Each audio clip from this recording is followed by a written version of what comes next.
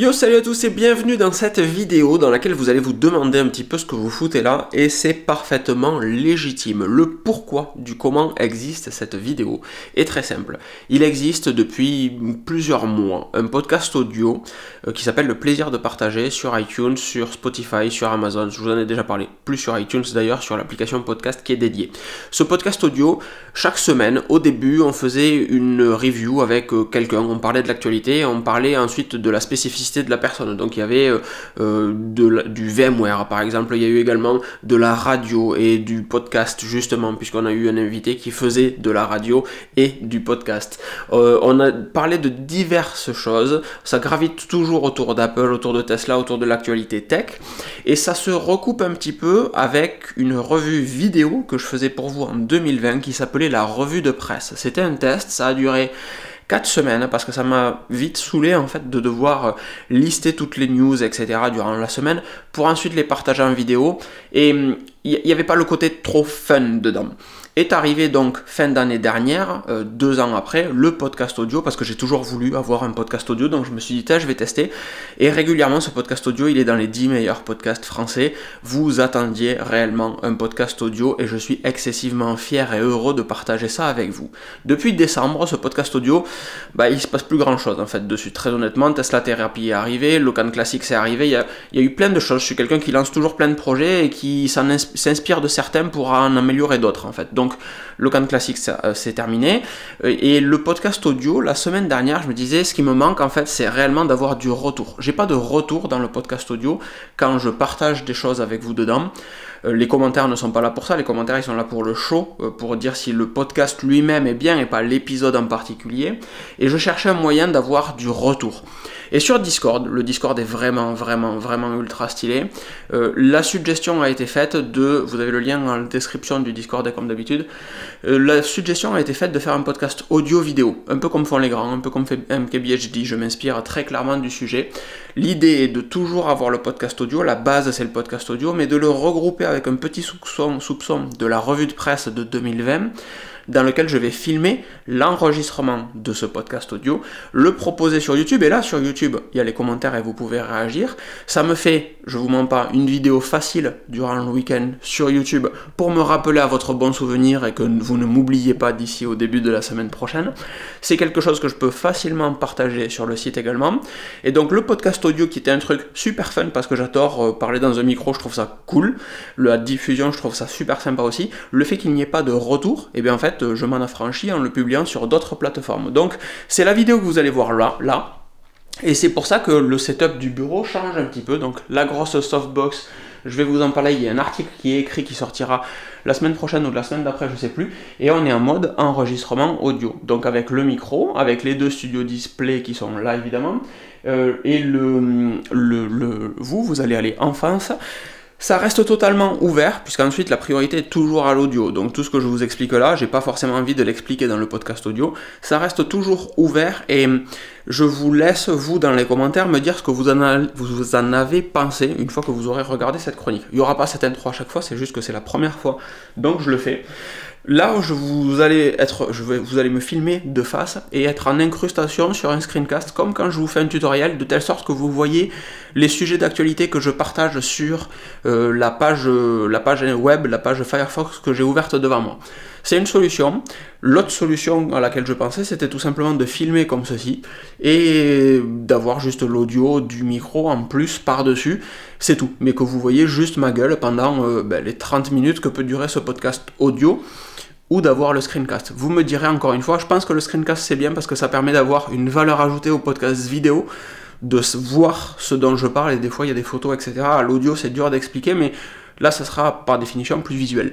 Je vous propose qu'on file là-bas et on commence ce plaisir de partager, épisode 10. Bonjour à tous et bienvenue dans ce podcast Le Plaisir de Partager, épisode 10, qui est très particulier puisqu'il est réalisé en même temps en vidéo et publié également sur YouTube. C'est la grosse nouveauté de cet épisode, c'est ce qui change réellement. Mon micro est posé sur un carton, donc peut-être que à un moment il va y avoir des bruits bizarres, peut-être qu'il vient juste d'en avoir puisque j'ai bougé un petit peu le micro. Et cet épisode 10, il marque peut-être la fin des tests précédents, la fin de tout ce qui a pu se passer jusqu'à maintenant, de toutes les tentatives qu'il a pu y avoir. On s'est un petit peu cherché sur ce podcast audio. Et je me cherche toujours, très clairement, mais j'apprécie vraiment les retours que vous avez effectués la semaine dernière. Victor, je ne t'ai toujours pas répondu, mais c'est prévu, hein, tu m'as fait un très long mail, très intéressant, auquel je veux évidemment répondre. J'ai répondu à tous les autres. Et en fait, ce podcast audio, maintenant il va être également sur YouTube. Alors c'est peut-être juste un test, toujours pareil, hein, moi je m'adapte aux retours que vous allez me proposer, mais ce podcast audio, là il est enregistré à mon bureau, donc comme d'habitude, avec les studios display devant moi, avec mon Firefox qui me permet de voir ce dont je vais vous parler aujourd'hui, et il y a en plus un enregistrement sur YouTube. Pourquoi est-ce qu'il y a cet enregistrement sur YouTube? Je viens de l'indiquer dans la vidéo qui est en train d'être publiée en même temps. C'est tout simplement parce que le podcast audio est quelque chose, je suis désolé pour les plosives, là j'ai la sensation que je les entends vachement. Le podcast audio présente un avantage indéniable de partager du contenu qui est écoutable pour vous quand vous le désirez, en voiture, quand vous faites votre sport, quand vous préparez la cuisine, quand vous passez la tondeuse, peu importe. Et c'est excessivement confortable, ce podcast audio. Et moi c'est quelque chose que j'adore faire, j'adore être là, devant mon micro, réellement. Et un petit peu raconter ma vie, parce qu'il n'y a pas de, normalement, il n'y a pas de retour vidéo, il n'y a pas de choses auxquelles il faut faire attention, c'est très minimaliste comme approche et ça me plaît beaucoup. Toujours est-il que j'ai pas de retour de ce que vous pouvez penser de ce podcast audio et c'est dommage. Et c'est dommage parce que le podcast s'appelle Le plaisir de partager. Le slogan du site depuis le début est Le plaisir de partager. Et en fait, il n'y a pas cette notion de partage. Je vous apporte une information, mais j'ai pas de retour sur cette information. Donc on n'engage pas de discussion et ça c'est un petit peu dommage. Je partage avec vous, mais c'est unilatéral. Alors que ce qui est super cool, c'est que j'apprends très souvent des choses de vous dans les commentaires des articles, dans les commentaires des vidéos YouTube, etc. Donc cet épisode 10, il marque une rupture parce qu'il est à la fois audio, sur donc Apple Podcast, sur Spotify, sur Amazon, sur Google Podcast, peu importe où vous écoutez vos podcasts, il y a même le flux RSS direct qui existe. Et en plus de ça, ce podcast est publié sur YouTube, donc il y a un retour vidéo, coucou tout le monde, et ce retour vidéo me permet d'avoir un retour en commentaire sur YouTube, sur lecan.jp également, puisqu'il y aura un article là-dessus, et j'ai la sensation qu'on fait une boucle, en fait, que réellement on arrive à quelque chose de cohérent, de bien construit, où chaque élément en fait s'imbrique les uns dans les autres et s'entraide mutuellement. Donc on se base pour ce podcast audio sur une chronique que j'avais sortie en 2020 qui s'appelait la revue de presse. Je l'ai sous les yeux en ce moment. Et il y a eu littéralement 5 épisodes de la revue de presse, saison 2020 S45, 44, 45, 46, 47, 48. Et en fait, cette revue de presse était sensiblement peu ou prou ce qu'on fait aujourd'hui dans le podcast audio, où je vous racontais des choses que j'avais trouvées intéressantes et notables dans l'actualité, tech ou pas. Et le plan était ouf, c'était devant ma bibliothèque à mon ancien appartement, il y avait une lumière de dingue, c'était vraiment très très cool. Pour autant, je sais pas, il me manquait un truc, j'ai pas accroché sur cette chronique en fait. La manière de le faire ne m'a pas trop plu, je sais pas. Je sais pas vous dire exactement pourquoi. Donc arrive le podcast audio, et ce podcast audio est un merge en fait avec la revue de presse de l'époque. Donc le podcast s'appelle toujours Le plaisir de partager. Je pense que la chronique sur YouTube continuera de s'appeler la revue de presse, puisqu'il y a un hashtag qui existe sur YouTube et qui permet de la retrouver facilement. Les deux hashtags seront Le plaisir de partager et la revue de presse sur YouTube. Avec podcast audio également pour que les gens s'y retrouvent, mais ça me permet de faire une vidéo facile, pour pas vous mentir, très clairement, de faire une vidéo facile le week-end, et d'avoir en plus de la motivation à continuer ce podcast audio que je kiffe vraiment, mais pour lequel j'avais un petit peu du mal à trouver une motivation, puisque je n'avais pas votre retour en fait là-dessus. Donc c'est très très cool, c'est réellement un projet pour lequel je suis très optimiste. J'ai la réputation de lancer beaucoup de projets, enfin de lancer différents tests, de voir ce que ça donne. Et il y en a beaucoup qui sont abandonnés, il y en a d'autres qui évoluent. Par exemple, il y avait j'avais lancé une chaîne qui s'appelait Locan Classics, sur laquelle j'avais publié l'historique des vieilles vidéos du site à l'époque où je ne publiais pas sur YouTube mais sur Vimeo. Et Locan Classics, dans un deuxième temps, je me suis dit, ça va être la chaîne sur laquelle je vais pouvoir partager du contenu sans pression, en fait, puisque les gens attendent du bon contenu sur la chaîne principale. Et sur Locan Classics, sans pression, je vais faire des vlogs, des behind the scenes, des tests de matos de vélo, les trucs qui me font réellement kiffer, moi, Locan, en fait. Et il y a eu un bon retour, en fait. Il y a eu un bon retour sur Locan Classics. J'ai eu des personnes qui disaient sur le site, putain, mais elles sont vraiment bien ces vidéos, pourquoi tu les mets pas sur la chaîne principale? Et petit à petit, en mode Inception, ça a fait son chemin. Et du coup, c'est arrivé sur la chaîne principale. J'ai arrêté Locan Classics cette semaine pour mettre toutes ces vidéos sur la chaîne principale. Et ça m'a permis d'être décomplexé vis-à-vis de ces vidéos simples, souvent à l'arrache. Et de me dire, en fait, c'est pas parce que c'est à l'arrache que c'est inintéressant, c'est pas parce qu'il n'y a pas une softbox, une lumière, je vous avais dit qu'il y aurait un bruit de micro, c'est pas parce que c'est pas à l'arrache, parce qu'il n'y a pas une lumière, etc., que la vidéo n'est pas intéressante. Et c'est ce qui permet aussi aujourd'hui d'avoir ce podcast audio en vidéo aussi sur YouTube. Donc j'espère que ça vous plaira. La priorité, je ne sais pas si je l'ai déjà dit, mais je veux vraiment vous rassurer là-dessus, la priorité est donnée au podcast audio. Ce n'est pas un podcast vidéo qui est donné en audio, à l'inverse du podcast XXL qui lui est proposé sur le Discord, dont vous avez les liens en description. Le podcast XXL, lui, il est en vidéo en priorité. Et il y a en plus un export audio qui est fait pour être publié sur un flux RSS personnalisé dédié pour chaque Discordien, chaque Patreon. Et l'enregistrement est fait avec le micro du Sony A7 Mark IV avec lequel je filme, donc l'audio est moins bon, par contre la vidéo est meilleure. Là aujourd'hui j'ai même la sensation que la vidéo est pas dégueu, mais l'audio sera toujours fait avec je sais même plus comment il s'appelle ce micro, avec le Rode que j'utilise là pour faire mon enregistrement. Et ça sera toujours la priorité à l'audio. C'est un podcast audio qu'on propose en plus en vidéo. Enfin, que je propose en plus en vidéo. Peut-être que demain, il y aura d'autres personnes qui viendront participer à ce podcast audio. Je n'en ai aucune espèce d'idée réellement. Et c'est le moment où on va attaquer gentiment ce podcast audio. Donc je vous ai parlé du hashtag la revue de presse sur YouTube, mais je vous mettrai le lien vers l'article. Je pense que je vais faire un petit article sur locan.jp propre pour expliquer tout ça. Vous aurez le lien vers cet article dans la description de ce podcast audio, dans la description YouTube évidemment. Et les actualités en fait cette semaine, elles tournent autour de deux choses. L'arrivée de nouvelles machines Apple, puisque la Worldwide Developer Conference arrive bientôt, c'est début juin, comme chaque année, mais maintenant on a les dates. Et l'achat d'Elon Musk de Twitter, enfin d'une grosse partie de Twitter, 10%, 9,6% je crois exactement, et la volonté d'acheter tout Twitter. Le mec ne s'arrête pas. Donc dans la catégorie nouvelle machine Apple, on sait qu'on est sur la fin d'une phase de renouvellement, on sait qu'on arrive sur la fin du cycle des 2 ans durant lesquels Apple a annoncé s'affranchir de Intel pour déployer eux-mêmes leur propre machine ARM, leur propre machine avec des puces Apple. Pour autant, il nous avait également été annoncé, j'y repense maintenant, qu'il y aurait d'autres machines Intel et pas que des machines Apple, pas que des machines ARM. On n'a pas vu pour l'instant de machines Intel, peut-être qu'Apple attend de finir sa transition pour ensuite peut-être sortir d'autres machines Intel, j'en sais rien. Ou alors ils ont juste dit ça en mode, bon, si jamais Intel se réveille et sort une super puce, on va quand même l'intégrer dans notre futur roadmap. Mais le planning était donné il y a 2 ans pour faire une migration sur 2 ans. Toutes les nouvelles machines ont été sorties.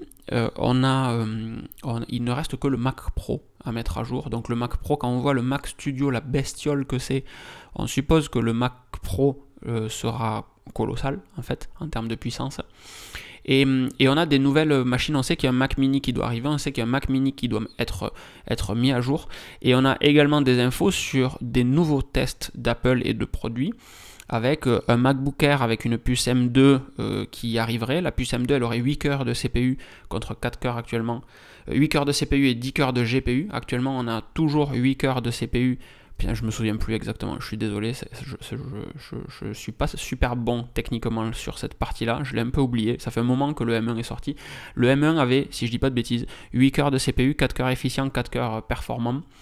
Et on est passé à 10 cœurs sur le M1 Max, où on a 8 cœurs performants, 2 cœurs efficients et 10 cœurs de GPU. Bon, Ensuite, un Mac mini avec à nouveau une puce M2, une variante du coup en M2 Pro. C'est ce que reproche pas mal de personnes au M1, c'est qu'actuellement, si vous voulez un Mac mini un peu performant, vous avez le Mac mini M1, mais du fait qu'il y a une puce M1, il est limité à 16 Go de RAM. C'est peut-être ce que le M2 apportera, de pouvoir monter à 32 Go de RAM, ça serait intéressant, même si la puissance CPU-GPU ne changerait pas.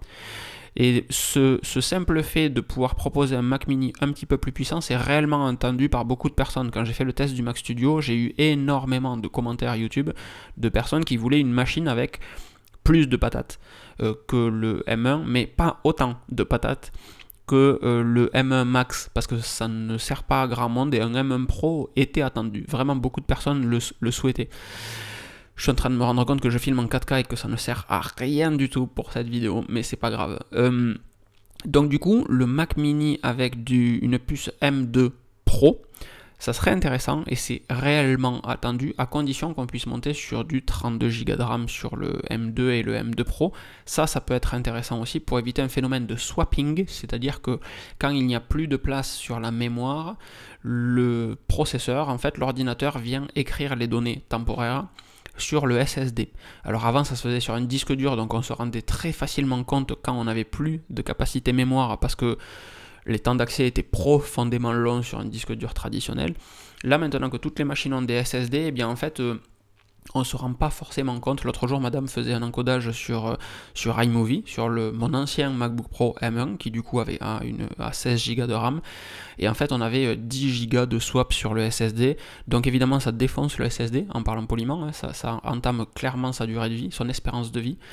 Et ça permet par contre de s'affranchir de la limite des 16 Go, puisque là on utilisait réellement 26 à 30 Go de mémoire, puisque l'autre était sur le SSD. Donc ça ralentit un petit peu les performances, mais moins qu'avant.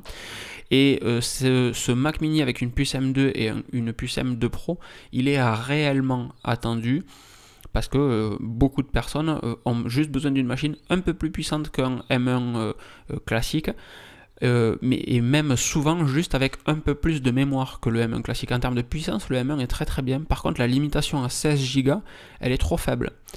Donc un M1 avec 32 Go de RAM, je pense que beaucoup de personnes en seraient très contents.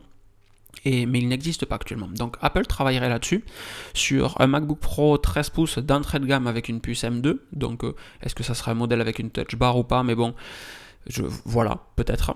Si c'est un 13 pouces, il y a des chances qu'ils ne changent pas le châssis et que ça soit toujours une touch bar, ou peut-être juste les boutons physiques de la version entrée de gamme sans la touch bar. Elle me manque cette touch bar, c'était bien, j'aimais bien ça. Un 14 et un 16 pouces, donc les MacBook Pro avec une puce M2 Pro et M2 Max. La puce M2 Max aurait 12 cœurs de CPU et 38 cœurs de GPU. Là pour le coup c'est plus, puisque actuellement on a 10 cœurs de CPU et je veux pas dire de conneries, je crois que c'est 24 cœurs de GPU, je sais plus, je suis pas bon. Donc de passer de 10 à 12 cœurs de CPU, ça serait quand même assez intéressant. Je vais regarder en même temps que j'enregistre ici ce que j'ai comme capacité GPU, je crois pas que ça soit affiché. J'ai juste Apple M1 Max. Si j'ouvre un System Report, est-ce que j'ai des informations là-dessus? Sur la partie graphique, bon, on va peut-être pas y passer 1000 ans non plus, hein, mais dans l'idée, je le retrouve pas, je suis nul, hein, je suis nul. Apple Pay, Bluetooth, caméra, contrôleur, disque, disc burner, graphique, display. On a 32 cœurs de GPU et on nous propose 38 cœurs de GPU. Donc on aurait un petit peu plus de cœurs de GPU pour un petit peu plus de CPU. C'est quelque chose qui, moi, me fait flipper un petit peu, l'arrivée de nouvelles machines en M2 Max, M2 Pro.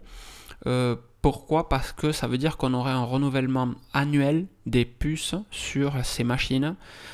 Et ça me plaît pas évidemment d'un point de vue renouvellement, parce que ça veut dire que chaque année la machine que tu as décote, alors que uniquement à cause du CPU. Ça me rappelle il y a 10 ans, 15 ans de ça, quand une nouvelle machine sortait tous les 6 mois avec 200 MHz de fréquence d'horloge en plus, et évidemment on était tous très comme moi le premier et on les achetait. Et là, en fait, j'ai vraiment pas envie de faire ça. C'est aussi pour ça que j'ai acheté les Studio Display. J'ai plus envie de changer de machine régulièrement. J'ai plus envie de... On arrive à un point où les bécanes sont tellement puissantes que la génération d'après est effectivement quantifiablement plus puissante. Mais pour le coup, c'est déjà trop, en fait. Donc même si c'est plus performant, effectivement, un encodage va passer de 4 minutes à 3 minutes 30, mais quand j'encode en 4 minutes un fichier 4K au lieu des 30 minutes que je mettais avant, c'est déjà colossal. Donc passer de 4 à 3,30, bof, à mon niveau, ça change peu de choses. Il y a beaucoup de professionnels pour qui ça va changer beaucoup de choses, et c'est le cas par exemple de ceux qui peuvent utiliser le Studio Display. Et on attend tout le Mac Studio. C'est une raison, encore une fois, pour laquelle j'ai acheté des Studio Display aujourd'hui, pour avoir un setup parfait ou pas loin, qui ne me tente pas d'évoluer vers d'autres matériels par la suite, parce que je sais comment mon cerveau est fait. Je sais aussi que cette semaine, j'ai été excessivement productif devant ces deux écrans. J'avais jamais eu trop le temps jusqu'à maintenant de passer du temps, coucou Philippe, j'avais jamais eu trop le temps de passer du temps sur les deux écrans pour pouvoir justement bosser réellement. Et quand j'ai fait le déballage en fait de ces deux écrans, quand j'ai fait la vidéo vous expliquant pourquoi j'avais deux Studio Display, je parlais de confort, je parlais de juste capacité de pouvoir acheter des bons écrans. Et en fait, j'arrive à quantifier maintenant réellement la différence entre fait chier, j'ai pas envie de me mettre au bureau parce que mon bureau il est pas cool, et ah ouais, vite, si j'allais écrire un article, si j'allais tourner, monter une vidéo, faire des photos, etc. parce que j'ai un setup ultra sexy en fait. Donc réellement, moi ça joue beaucoup sur ma productivité. Il y a eu des articles tous les jours ou presque cette semaine sur locan.jp, et ça ne serait jamais arrivé juste avec le MacBook Pro ou avec le MacBook Pro ou un écran 27 à part. C'est très important. De la même manière, je fais souvent ce parallèle, mais quand on commence le sport, beaucoup de personnes montrent du doigt, je fais pas mal de CrossFit, je faisais, beaucoup de personnes montrent du doigt les nouveaux qui arrivent avec tout l'équipement. Mais en fait, qu'est-ce qu'on en a à faire si c'est l'équipement qui permet de se motiver à aller s'entraîner? Mais go, viens t'entraîner, achète tout le matos que tu veux pour te motiver, achète les dernières Metcon, un super short, un super t-shirt, sens-toi bien dans ta peau quand tu vas venir faire un entraînement, parce que oui, cool, au moins tu fais un entraînement, en fait, c'est tout ce qui compte. Et c'est le même délire en fait, avoir du bon matos motive à faire des choses, c'est factuel, c'est évident, c'est logique. Si vous avez des chaussures pourries, vous n'irez pas faire des randonnées. Si vous avez une veste qui prend l'eau, pareil, vous ne sortirez pas quand il pleut. Si vous n'avez pas du bon matos pour être sur votre vélo ou un bon vélo, il y a moins de chances que vous alliez vélo taffer. Et au bout d'un moment, la priorité, c'est peut-être de se bouger un petit peu. Et ensuite, donc, un Mac Pro qui inclurait le successeur du M1 Ultra utilisé dans le Mac Studio. J'y crois pas, je persiste à penser que pour moi le Mac Pro n'utilisera pas un M2 Ultra ou ce que vous voulez, mais utilisera deux M1 Ultra ou deux M2 Ultra, mais je persiste à penser que ça sera du multiprocesseur. Pourquoi ? Parce que dans la présentation du Mac Studio, Apple a réellement insisté sur le fait que le Mac Studio ne nécessiterait pas de réencodage d'application de la part des développeurs, qui gèrent déjà bien le multithread, parce qu'il serait considéré comme un seul et unique processeur par l'application. Et alors on a déjà vu que c'était pas vrai, parce que même Final Cut, j'y reviens dans un instant, mais même Final Cut et Compressor ne gèrent pas bien le Mac Studio et le M1 Ultra, donc Apple a été obligé de pousser une mise à jour et c'est pas satisfaisant, mais encore une fois j'y reviens. Et le fait qu'ils aient précisé ça, ça veut bien dire que c'est la dernière machine, c'est le seuil en fait de la machine la plus puissante qu'ils peuvent faire, et au-delà de ça, les gars, c'est des applis professionnelles, il faudra redévelopper vos applications en fait. Donc je m'attends vraiment à avoir du multiprocesseur, à avoir deux M1 Studio dans un Mac Pro, impliquant nécessairement que les développeurs devront mettre à jour leurs applications pour gérer, ou que macOS devra s'améliorer pour gérer réellement la partie dual CPU.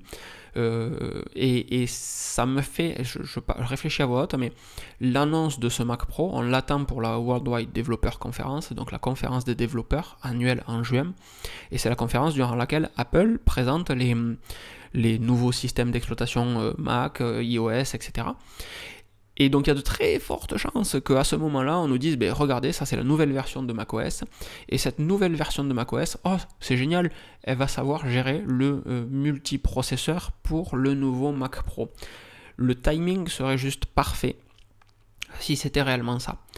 Donc pour moi, il n'y aura pas de successeur du M1 Ultra qui ira dans le Mac Pro. Il y aura réellement deux M1 Ultra ou deux M2 Ultra, ce que vous voulez. Et c'est là qu'on va voir un petit peu si on va tout au bout du cycle de renouvellement vers le Mac Pro pour dire le Mac Pro termine l'année 1 avec le M1 Ultra x2 dans le Mac Pro et on enchaîne avec un petit MacBook Air avec du M2, un petit MacBook Pro avec du M2, un petit Mac Mini avec du M2 et on reprend le cycle qu'on a fait il y a 2 ans et on serait à nouveau sur un cycle de renouvellement des machines CPU, enfin processeur, puce plutôt, sur 2 ans.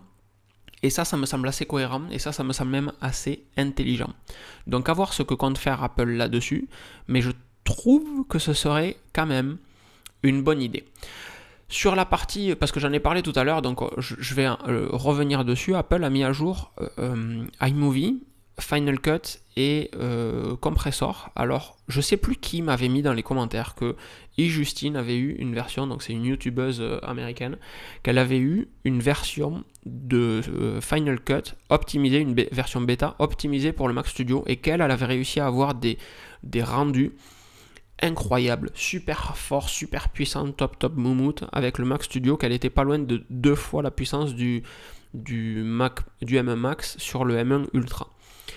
J'étais pas allé voir et l'autre jour quand justement Apple a poussé cette mise à jour, moi j'ai fait mon test et je me dis ben en fait j'ai quasiment aucune amélioration et donc du coup je suis allé voir sa vidéo à elle pour savoir si elle parlait de cette application et avoir ses rendus à elle.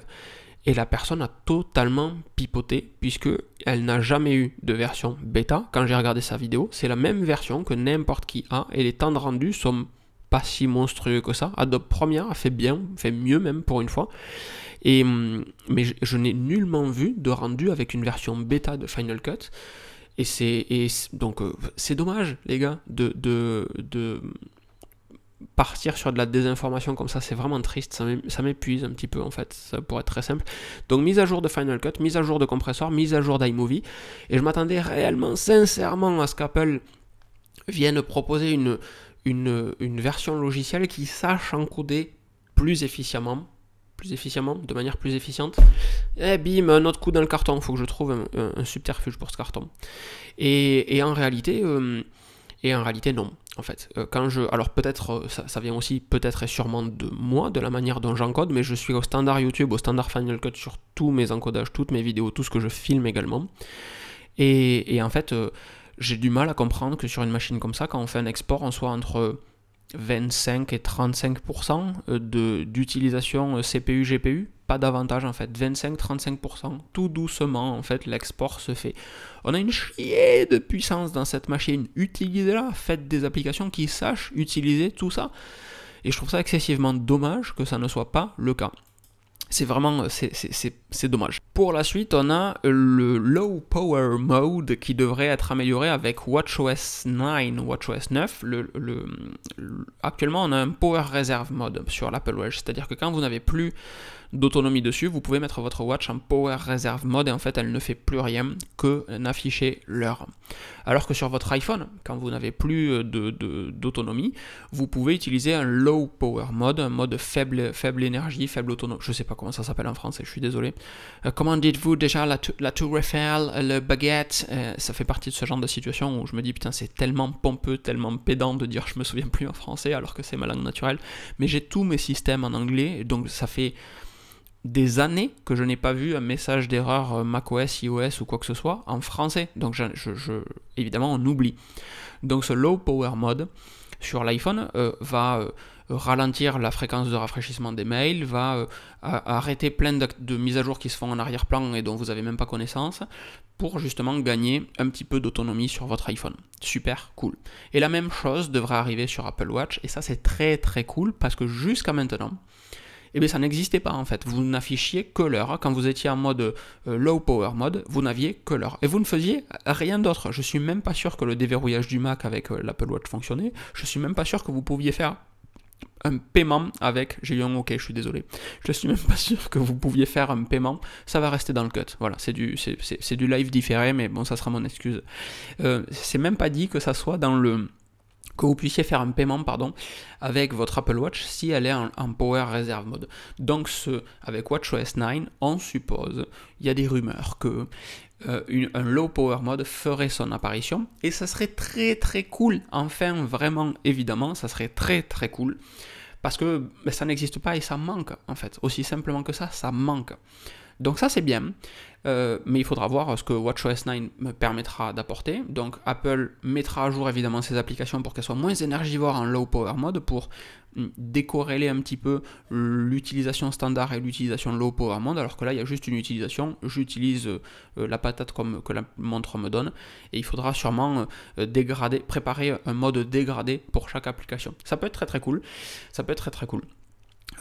Chose dont j'ai oublié de vous parler, c'est plus pour les petits gars qui regardent ça sur YouTube, mais si vous me suivez également si vous, dans le podcast audio, vous me suivez également sur locan.jp, sur YouTube, sur d'autres canaux de médias, je vous ai pas parlé du fait que j'avais acheté un iPhone 13 Pro Max vert.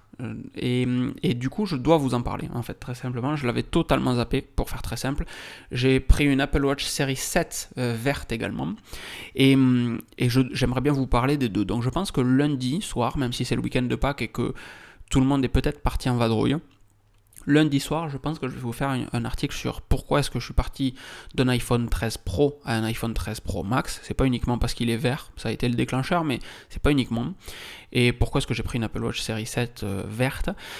Et ça me permettra aussi de revenir sur la tendance qui se passe à l'intérieur de mon petit cerveau, que j'évoquais précédemment, qui est le fait d'en avoir marre de changer du matos. J'ai eu la possibilité au boulot d'avoir du matériel professionnel, en fait, d'avoir un iPhone de travail, un Mac de travail, etc. Et ça a fait un déclic en fait chez moi de me dire, mais en fait actuellement, dès qu'il y a du nouveau matos, je l'achète.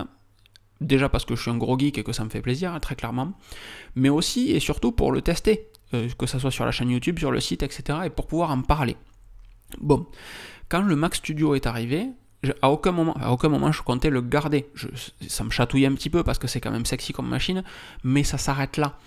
Et en fait, le fait d'avoir du matériel pro, ça m'a fait mettre de la distance, alors que au final j'aurais pas de matériel pro, mais ça m'a fait mettre de la distance entre le matériel que je peux avoir en perso, qui répond parfaitement à mon besoin. Un iPhone 13 Pro, je suis le premier à dire que l'immense majorité de mes photos, je les fais avec le Sony A7, enfin du moins les photos qui me semblent importantes. Les vidéos, je peux les faire avec lui ou avec la GoPro, et c'est ce qu'on ira tester ce week-end. Pareil, il y aura des vidéos sympas la semaine prochaine. Mais l'iPhone, moi j'ai juste besoin d'iOS, et tant qu'iOS est fluide, donc sur 2-3 ans peut-être, il n'y a pas de sujet, il n'y a pas de souci.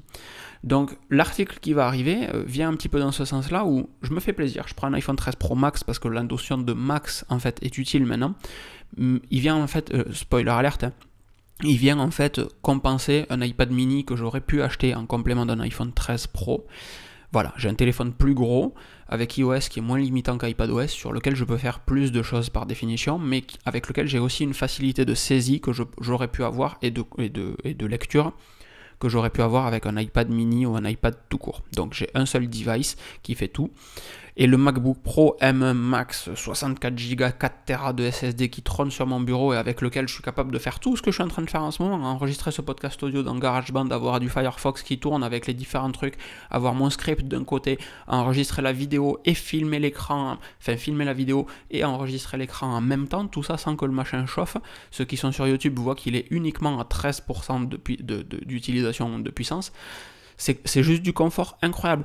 Et donc j'ai plus envie, j'ai de moins en moins envie de renouveler du matos régulièrement, parce que il y a de moins en moins de satisfaction à renouveler du matos. Je me fais vieux, j'ai 35 ans, ça y est, laissez-moi tranquille, ok. Mais il y a aussi le fait que, en fait, on a une planète qui s'essouffle, et j'en suis de plus en plus conscient. Et je vous en parle pas, mais sur le Discord, pareil, on a régulièrement des sujets à ce sujet-là. Et je me vois plus renouveler de matos régulièrement tant que le matos que j'ai me convient. C'est pour ça que j'ai acheté 2 studio display, parce que dès maintenant, c'est ce qui me convient, ça me va bien. Et j'en ai pris 2 et pas 1, parce que si j'en prends qu'un, je sais que quand ils vont sortir une nouvelle version en 30 ou 32 pouces, j'aurai envie de prendre la nouvelle version en 30 ou 32 pouces, et du coup j'en prendrai peut-être 2, donc j'en ai pris 2 dès maintenant. Comme ça, une fois que je les ai, je suis très feignant moi comme garçon, une fois que je les ai, le simple fait de devoir les remettre en vente, et ça sera invendable je pense, et bien voilà, ils resteront sur mon bureau et ça me convient parfaitement. Et je persiste, j'ai parfaitement bien fait d'acheter ces 2 écrans parce que c'est de la bombe. Ils sont géniaux, l'affichage est incroyable, l'audio est très bon, je revis, c'est absolument profondément génial. Tout ça pour dire quoi? Que j'ai un iPhone 13 Pro Max et que je vais vous en parler lundi. Voilà, c'était la version Too Long Didn't Read, encore une fois. Mais j'ai plus envie de changer de matos, alors je vous en prends comme témoin aujourd'hui. On va sûrement nous annoncer des iPhone 14 qui vont être fabuleux, sûrement, et j'espère très fortement ne pas avoir envie ou ne pas changer. J'espère même ne pas avoir envie de changer pour l'iPhone 14. Parce que la partie photo-vidéo, encore une fois, le A7 est meilleur, peu importe l'iPhone 14 qui sorte. Mon appareil photo est bien meilleur, évidemment. Par contre, les Apple Watch, peut-être, parce qu'il y aura des fonctionnalités, c'est un produit qui évolue encore, l'Apple Watch, peut-être que l'Apple Watch, je la renouvellerai, c'est pour ça que j'ai un modèle aluminium et pas un gros modèle. Peut-être que les GoPro, je les renouvellerai, actuellement j'ai une GoPro 9. L'Aero 10 me faisait un petit peu envie parce que le 5K à 60 images secondes, c'est quand même cool. Mais voilà, après l'idée c'est d'avoir du bon matos et de le renouveler moins souvent parce qu'on a du très bon matos. Et on a, parlant de ça, justement, une notion de statistique qui arrive enfin sur Apple Podcast. Alors vous vous en fichez, mais pour moi ça me change un petit peu la vie, c'est que jusqu'à maintenant, je n'avais aucun moyen de savoir combien j'ai d'abonnés à ce podcast. Je n'avais aucun moyen de savoir l'évolution de ces abonnés, etc. Et Apple Podcast Connect se met enfin à jour, et c'est ça qui est énorme, c'est que la semaine dernière, on reprenait, on faisait l'épisode 9. Cette semaine, on fait l'épisode 10. Et que durant cette semaine-là, en fait, où moi je me disais, est-ce que je refais un podcast audio, est-ce que je m'applique un petit peu sur le podcast audio, etc. Et bien pile là, Apple arrive avec une notion de statistique un petit peu plus détaillée, sur laquelle je passe pas autant de temps que je devrais, mais ça a le mérite d'exister, c'est très très cool. Et on va finir ce podcast, puisqu'on en est à 30 et quelques minutes déjà, par Elon Musk, qui a craqué son slip, très clairement. Elon Musk fait du Elon Musk, hein, très, très simplement. La semaine dernière, début de semaine plutôt, il s'est dit je vais acheter un petit peu de Twitter. Parce que Twitter c'est chiant, ça fait plusieurs mois qu'il râle après certains trucs sur Twitter, etc. Et donc il s'est dit je vais acheter un petit peu de Twitter. Donc il a craqué pour, je veux pas dire de conneries, mais je crois que c'est 7 ou 10 milliards de dollars pour acheter 9-10% de Twitter. Voilà, très simplement. Et donc Twitter lui a offert une place au board des CEO, donc au conseil, au comité de direction, on peut dire ça comme ça. Et Elon Musk a refusé la place en disant non mais en fait ça me chauffe pas, je vais plutôt racheter Twitter. Voilà, donc je vous propose 43 milliards pour racheter tout Twitter. En cash, hein, vous me dites oui, je vous fais un Apple Pay. Et on se quitte, bon copain, je rachète Twitter. Et Twitter deviendra une société privée et plus cotée en bourse parce que c'est chiant. Et Elon Musk est monstrueux en fait là-dessus parce que c'est un vrai Garry Kasparov, c'est un vrai joueur d'échecs. Le simple fait d'être actionnaire majoritaire de Twitter, du coup, avec ses 9 et quelques pourcents, ça fait que les votes doivent quand même passer un petit peu par lui, c'est que l'entreprise doit un peu lui rendre des comptes. Là où c'est monstrueux, c'est mon onglet d'après dans mon Firefox, mais là où c'est monstrueux, c'est que il a réellement coincé Twitter quoi qu'il arrive. Pourquoi ? Parce que c'est l'actionnaire majoritaire de Twitter. Cool, super. Il propose de racheter pour 43 milliards, le reste de Twitter. Ce qui fait 54 $ en cash, 54,20 $ exactement, par action. Ce qui fait 38% de plus que ce qu'est valorisé l'action à ce moment. Pourquoi est-ce que Elon Musk est trop fort ? Parce que le board de Twitter, le board de n'importe quelle entreprise en fait, son seul et unique rôle est de protéger et d'agir dans le meilleur intérêt des actionnaires. Et qui est l'actionnaire majoritaire de Twitter ? Elon Musk. Donc si le board veut agir dans l'intérêt des actionnaires, ils sont un petit peu obligés d'écouter au moins Elon Musk. Et quand tu proposes de racheter des actions 40% plus chères que ce qu'elles ne valent, il est très difficile de dire non mais c'est pas dans l'intérêt des actionnaires. Et c'est ça le sujet en fait, c'est qu'il a 2-3 coups d'avance sur ce que peut dire Twitter. C'est magnifiquement bien expliqué dans l'article de Numérama que je vais vous partager et vous mettre dans la description de cette vidéo. Mais c'est réellement ça, c'est que Elon Musk veut faire de Twitter une plateforme sur laquelle il y aura free speech totalement, aucune censure, rien du tout, parce qu'actuellement c'est les Émirats Arabes Unis, je crois, qui sont l'actionnaire majoritaire, qui détiennent une bonne partie de Twitter. Et en fait, du coup, se pose la question de est-ce qu'on laisse réellement la liberté de la presse s'exprimer sur Twitter?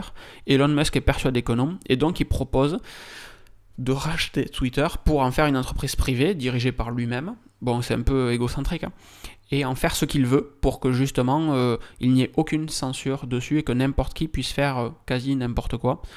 Coucou Rémi Gaillard, je crois qu'il s'appelait, sur Twitter. Et du coup, il est trop fort.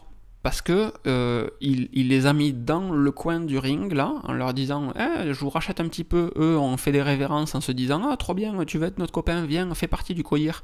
Ça va être très très cool, ça va être très très cool. Et enfin, maintenant que je suis majoritaire, en fait, je vais plutôt vous racheter.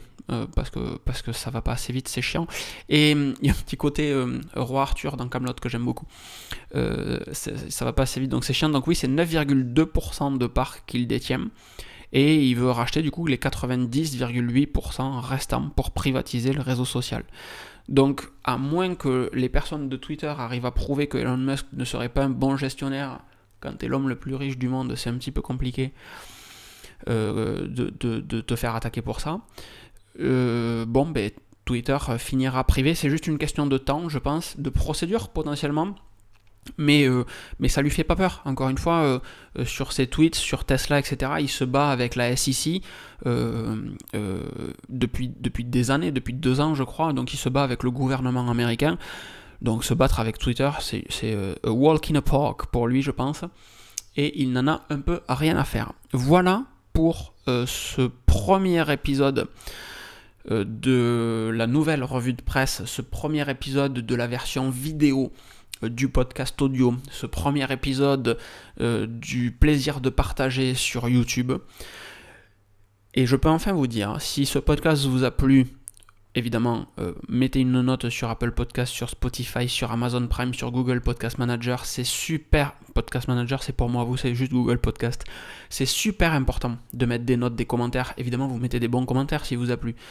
Si vous a pas plu, ne mettez pas de commentaires. Si ça peut me faire un petit peu de bien, ça serait cool. Mettez des commentaires. Si vous avez déjà mis un commentaire, partagez-le, ce podcast, à quelqu'un qui peut intéresser. Dans la description du podcast audio, je vous mets un lien vers le podcast vidéo qui va arriver là incessamment sous pneu. Et un lien également vers l'article sur locan.jp qui reprend ce podcast vidéo, qui reprend le podcast audio, et tout s'entrecoupe en fait. Donc en fonction de ce que vous en avez pensé, n'hésitez pas à venir, plus besoin de faire un mail ou quoi que ce soit, vous venez sur la vidéo YouTube, vous venez dans les commentaires de locan.jp, vous n'avez pas besoin de compte ou quoi que ce soit, c'est purement en local, les commentaires ont été revus aussi, et vous mettez un commentaire pour me dire ce que vous avez pensé de ce podcast audio/vidéo, si vous auriez fait la partie vidéo différemment, si vous avez trouvé que la partie audio était un petit peu différente de d'habitude, en mieux ou en moins bien, n'hésitez pas. Voilà, c'est le but du jeu. Je pense qu'on s'inscrit vraiment dans cette thématique de podcast audio vidéo. Moi, j'ai pris énormément de plaisir à le faire. Je trouve ça excessivement cool. J'ai l'impression d'être important, d'être un grand en fait. Il y a une notion d'ego à tous les niveaux. On prend des décisions en fonction de ce qu'elles nous font ressentir vis-à-vis de nous-mêmes. C'est l'instant philosophie de la fin du podcast, mais le reste c'est de l'hypocrisie que de dire le contraire. On achète un pantalon parce qu'il nous fait des jolies fesses, on achète une voiture parce qu'on se sent puissant dedans, enfin voilà, ce genre de choses. Donc là c'est pareil, moi quand j'enregistre ce podcast, je me sens bien parce que j'ai la sensation de faire des grandes choses pour le monde alors que je fais juste un petit podcast audio million. Mais c'est quand même très très cool. Donc n'hésitez pas dans les commentaires à me dire ce que vous pensez de tout ça. Moi je vous fais des grosses bises. Je vous donne rendez-vous le week-end prochain. Le podcast sort les dimanches. Et allez faire un tour sur locan.jp. Abonnez-vous peut-être à la mailing list. Vous avez les liens dans la description également. Pour recevoir un mail à chaque fois qu'un nouvel article est posté sur locan.jp. Donc à chaque fois que je propose du contenu. La mailing list n'est utilisée que pour ça. Franchement c'est la solution la plus parfaite et la plus efficiente pour vous abonner à du contenu que je peux proposer sans avoir à dépendre d'une quelconque plateforme. Des bises encore une fois, à très vite. Ciao ciao.